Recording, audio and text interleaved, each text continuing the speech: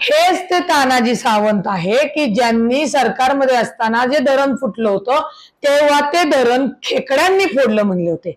त्याच्यानंतर त्यांच्याकडे जे खातं दिलं होतं त्या खात्यामध्ये हक्कीन हा माणूस आहे असं ते म्हणले होते। त्याच्यामुळे त्यांच्या बुद्धीची कीव येते। खरं तर मी स्पष्ट सांगायचं तर तानाजी सावंत सारखी व्यक्ती राजकारणात राज्यकर्ते म्हणून म्हणण्याच्या लायकीचे नाहीयेत। आणि जर तुम्हाला एवढी मळमळ उलट्या होत असेल तर तानाजी भाऊ तुमच्यासाठी म्हशीला एक मोठे इंजेक्शन देतात।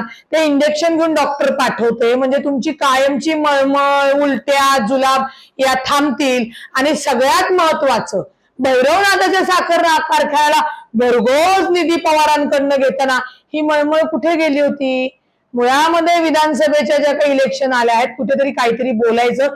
एवढंही खालच्या पातळीचं बोलू नका की महाराष्ट्राचे लोक तुम्हाला म्हणतील की असे मूर्ख आणि असे बेताल बोलणारे मंत्री आपले राज्यकर्ते आहेत म्हणून, आणि त्यांना त्याची ती लाज वाटते हे त्यांनी ध्यानात घ्यावं। आणि तानाजी सावंतला पुन्हा सांगणे, महायुतीतल्या सर्व नेत्यांना सांगणे की तुम्ही जर जाणीवपूर्वक जर अजितदादांवर नको ते बोलणार असाल, बरगळणार असाल तर जशाच तसं उत्तर तुम्हाला मिळेलच, परंतु याचा शेवट राष्ट्रवादी काँग्रेस पार्टीच करेल।